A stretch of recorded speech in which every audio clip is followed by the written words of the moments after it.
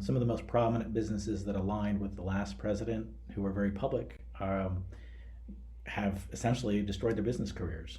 And so that is also that gets people's attention too. I don't want to be the guy at Goya. I don't want to be the pillow guy.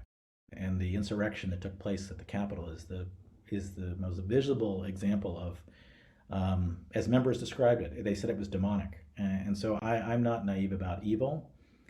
You have to look it right in the eye, and you can't be Pollyanna and pretend like it doesn't exist.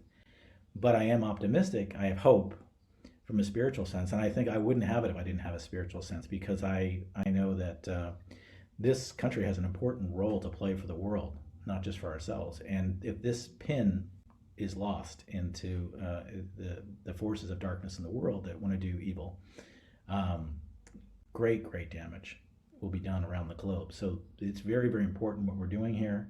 A key principle for most Republicans that I know is fairness. It's like the rules have to be the rules.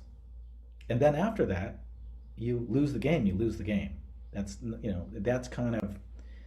a very conservative principle. And I think it's very compelling to talk about. Uh, you should want as many people to vote as a Republican, as a conservative. I certainly do. I want as many people to vote as absolutely possible. And it's always stunning to me, the low amount of voter fraud.